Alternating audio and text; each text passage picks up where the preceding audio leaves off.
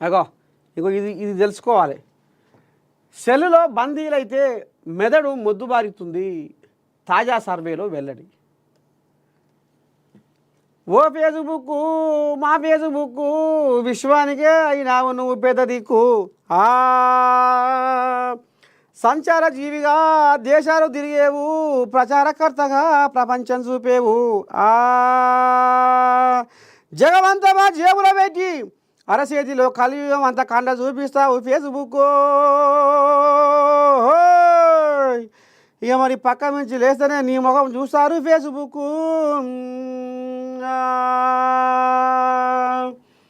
ఇక మరి ప్రధానమంత్రి అయినా ముఖ్యమంత్రి అయినా కొలువు చేసుడైనా కూలి చేసుడైనా ఒక్కరోజు కనుక నిన్ను చూడకుంటే ఏదో పోగొట్టుకున్నట్టు ఏమో పారేసుకున్నట్టు కడుపులో ఒకటే గాయి గాయి ఇడుపు కూర్చుంటారు చిన్నపోయి. నిన్ను చూడకుండా ఉండలేరే యూట్యూబో, నిన్ను చూడకుండా బతకలేరే ఫేస్బుక్కో, నిన్ను చూడకుండా ఉండలేరే వాట్సాప్, నిన్ను చూడకుండా ఉండలేరే గదంతా ఉంటుందిగా ఇన్స్టాగ్రామ్. ఇక ఈ రకంగా మొత్తం అందులో బందీలైపోతే, సెల్ ఫోన్లో బందీలైపోతే మెదడు మొద్దుబారుతుందట. ఎట్లా? జీవితాన్ని ఎంతో సులభతరం చేసి సమయాన్ని ఆదా చేస్తున్న సెల్ ఫోన్లతో లాభం ఎంతుందో నష్టం కూడా అంతకన్నా ఎక్కువ ఉందని సర్వేలు హెచ్చరిస్తున్నాయి. మంచితనం రూపాయి ఉంటే చెడుతనం 3 రూపాయలు ఉందట. పిల్లలైతే సెల్ ఫోన్లలో బందీలవుతున్నారు, స్క్రీన్లను విడిచిపెట్టడం లేదు. దీంతో నిద్రలేమి, కుంగుబాటు వంటి తీవ్ర సమస్యలు తలెత్తుతాయని ఇప్పటికే రుజువైంది. ఇది మానవ మేధోశక్తి పైన ప్రభావం చూపుతుందని, ఫలితంగా ఐక్యూ స్థాయి తగ్గిపోతుందని మిషిగాన్ విశ్వవిద్యాలయం నిర్వహించిన మానిటరింగ్ ది ఫ్యూచర్ సర్వేలో వెల్లడైంది. సర్వే సమాచారాన్ని ఫైనాన్షియల్ టైమ్స్ ప్రచురించింది. స్క్రీన్ టైం అధికమైతే టీనేజర్లు, యువకుల్లో వివేచన సామర్థ్యం తగ్గుతున్నట్టు తేలింది. ఏకాగ్రత లోపించడం, జ్ఞాపక శక్తి మందగించడం, ప్రాథమిక స్థాయి తార్కిక శక్తి లేకపోవడం వంటి సమస్యలు తలెత్తుతున్నాయి.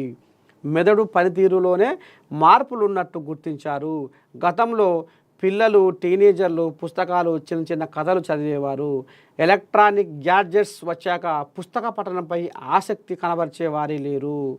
అమెరికాలో జరిగిన సర్వే ప్రకారం 2012లో 45% మందికి పుస్తక పఠనం అలవాటుగా ఉండేది. 2021 నాటికి అది 38% పడిపోయింది. ప్రతిదీ ఒక క్లిక్, స్వైప్ ద్వారా లభిస్తుండడంతో దేన్ని గుర్తుంచుకోవాల్సిన అవసరం లేకపోయింది. దాంతో స్పష్టంగా ఆలోచించే సామర్థ్యాన్ని కోల్పోతున్నారు. అట్లా మొత్తానికి ఖచ్చితంగా దీన్ని మనం ఆచరించాలే, లేకపోతే రాబోయే రోజుల్లో బతుకు మొత్తం సుడిగుండం అయిపోతుంది.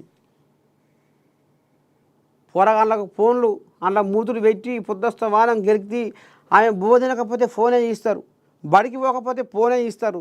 ఈ రకంగా పోరగాళ్ళ ఆ కండు పాడైపోతున్నాయి, మెదడు మొద్దువారిపోతుంది, జ్ఞాపక శక్తి మందగిస్తుందట.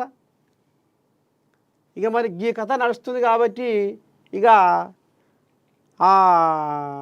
ఇంత మునుపు ఏం చేసేది, ఎక్కడైనా పుస్తకాలు చదివేది. పుస్తకాలలో ముద్దుగా చరిత్ర, అసలు ఎక్కడ ఏం జరుగుతుంది, ఎప్పుడు ఏం జరిగింది, ఇప్పుడు ఏం జరగబోతుంది, ఎట్లా ఏంది ఏం కథ అనేది పుస్తకాలు బాగా చదివేది. కానీ ఇప్పుడు సెల్ ఫోన్ వచ్చినాక ఏంది కావాలి అది ఇట్లా క్లిక్ కథ అయిపోయింది. ఇక అది ఇదే పని మొత్తం తెల్లందాక పొద్దుందాకా మాత్రం ఇదే పని, ఆఫీసులకు వచ్చి కూడా ఇదే పని. అట్లా పెట్టేసరికి కళ్ళు దెబ్బతింటున్నాయి, జ్ఞాపక శక్తి మందగిస్తుంది, మెదడు మొద్దుబారుతుంది, ఇక రకరకాల బీమార్లు. ఇక కథ మొత్తం ఎట్లయిందంటే అందుకనే తస్మాత్ జాగ్రత్త, జర్రంతా మీరు ఇగో దీనికి బందీలు కాకూర్రి, సెల్ ఫోన్లో బందీలు కాకూర్రి, చూడుర్రి ఎప్పుడో ఒకసారి అట్టట, కానీ మొత్తం బందీలు కాకూర్రి, జర్ర మీ పానాలను కాపాడుకోర్రి అని మనస్ఫూర్తిగా ఏనని కోరుకుంటుంది. ఇంతటితోటి మన మార్నింగ్ న్యూస్ విత్ నర్సయ్య తాత వార్తలకు సెలవు. రేపు పొద్దుగాల మళ్ళా కలుసుకుందాం. అంతవరకు మీరు ఏం చేయాలి, చూస్తూనే ఉండాలి మన ఏఎన్ఎన్. ఉంటా శనార్థి.